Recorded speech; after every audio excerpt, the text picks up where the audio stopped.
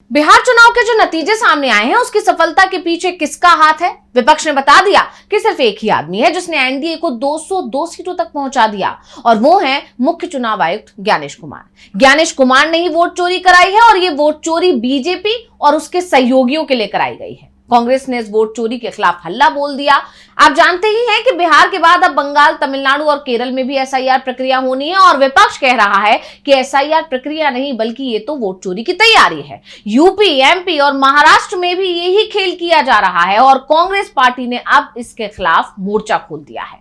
बिहार में वोट चोरी को लेकर सबूत जुटाने के साथ ही चुनाव आयोग की तरफ से कराए जा रहे एसआईआर को लेकर अब कांग्रेस पार्टी दिल्ली के जंतर मंतर पर बड़ा प्रदर्शन करने वाली है। वैसे कांग्रेस के दबाव में चुनाव आयोग आता दिखाई भी दे रहा है, लेकिन कांग्रेस का कहना है कि आयोग की मनमानी और बीजेपी के दबाव में काम करने की नीति ने चुनाव प्रक्रिया पर ही सवाल खड़े कर दिए हैं। तो आखिर क्या है कांग्रेस का पूरा प्लान? इसी पर आज हम अपनी स्पेशल रिपोर्ट में करने जा रहे हैं बात। नमस्कार, मैं हूं अंशिता।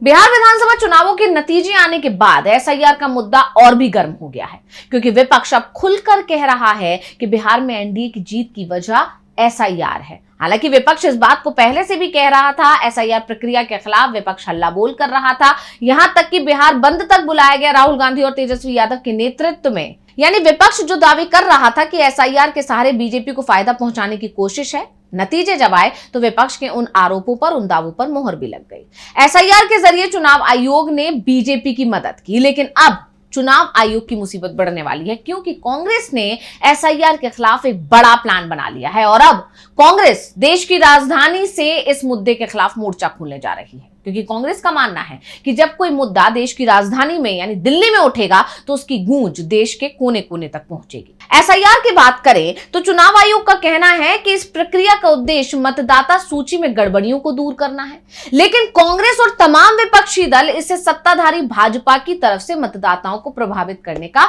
हथियार मान रही है। और विपक्ष के आरोपों में दम इसलिए दिखाई दे रहा है क्योंकि विपक्ष लगातार घुसपैठियों की लिस्ट मांग रहा है कि जरा बताएं बिहार में कितने घुसपैठिए सामने आए, लेकिन चुनाव आयोग की तरफ से अभी तक घुसपैठियों की कोई लिस्ट विपक्ष को नहीं सौंपी गई है। ऐसे में अब विपक्ष ने मन बना लिया है कि इस मुद्दे पर वो शांत नहीं बैठेगा और इसका नेतृत्व कांग्रेस करने जा रही है। पार्टी का आरोप है कि एसआईआर के बहाने पात्र मतदाताओं के नाम काटे जा रहे हैं, जिससे विपक्षी दलों को नुकसान हो सकता है। विपक्ष का मानना है कि जो बीजेपी विरोधी हैं या जो लोग बीजेपी को वोट नहीं देते हैं या जो बीजेपी का वोट बैंक नहीं है, उन्हें ही सूची से बाहर किया जा रहा है। और बिहार चुनाव में महागठबंधन की हार के बाद अब कांग्रेस इस मुद्दे पर अलर्ट मोड में आ गई है और अलग अलग राज्यों में अपनी रणनीति मजबूत कर रही है।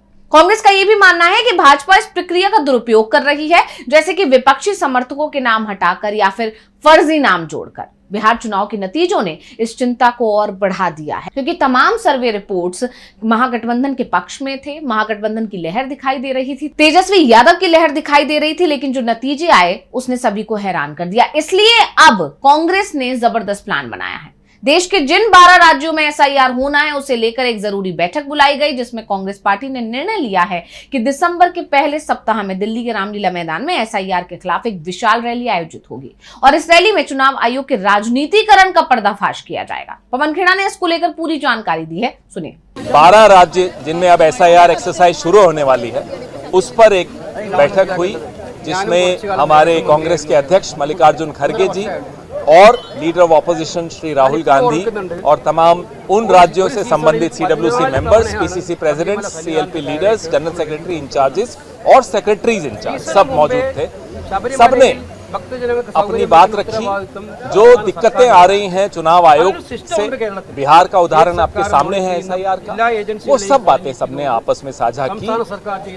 कांग्रेस पार्टी ने ये निर्णय लिया है कि पहले सप्ताह में दिसंबर की एक बहुत विशाल रैली रामलीला मैदान दिल्ली में होगी। इन तमाम राज्यों के लोग भी होंगे, उसमें नेता भी होंगे एसआईआर के खिलाफ। और जो बदनीयती है चुनाव आयोग, जो राजनीतिकरण चुनाव आयोग का हो गया है, उसके खिलाफ आवाज हम बुलंद करेंगे। 1 तारीख को पार्लियामेंट का सेशन शुरू हो रहा है, पहले सप्ताह में इसलिए ये रैली का आयोजन किया जा रहा है। सबने अपने अपने सुझाव भी दिए, बीएलएस कैसे अपॉइंट हो रहे हैं वो सारी बातें साझा की, लेकिन सबका अनुभव यही है कि जो बिहार में हुआ वही उसी तरीके का एसआईआर सब जगह किया जा रहा है। टारगेटेड रूप से कुछ लोगों के नाम काटे जा रहे हैं, ये एसआईआर काटने के लिए है, नाम जोड़ने के लिए नहीं है। ये सबका निष्कर्ष इस बैठक में निकला। आप जानते ही हैं कि शीतकालीन सत्र की तारीखें आ चुकी हैं। ऐसे में कांग्रेस का प्लान है कि इस मुद्दे को संसद से सड़क तक जोरों से उठाएगी।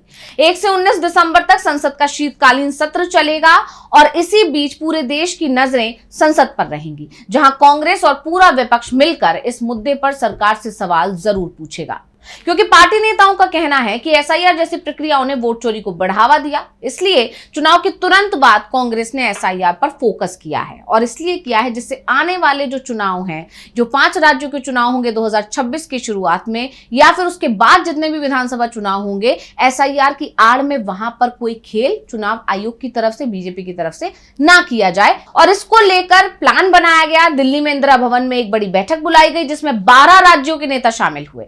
इस बैठक का उद्देश्य एसआईआर प्रक्रिया की मॉनिटरिंग के लिए रणनीति बनाना था।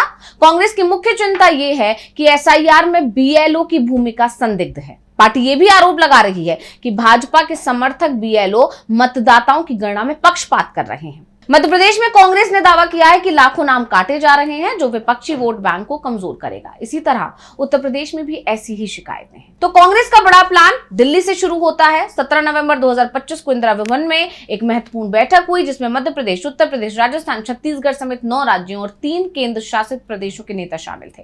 बैठक में एसआईआर प्रक्रिया पर रणनीति बनाई गई, जिसमें 2 महीने के कार्यक्रम तय किए गए हैं। बैठक में यह भी तय हुआ कि पार्टी मोदी सरकार को एसआईआर पर घेरेगी, संसद में मुद्दा उठाएगी और जनता के बीच जागरूकता अभियान चलाएगी। इस प्लान के तहत कांग्रेस 9 राज्यों में एसआईआर रणनीति की समीक्षा करेगी।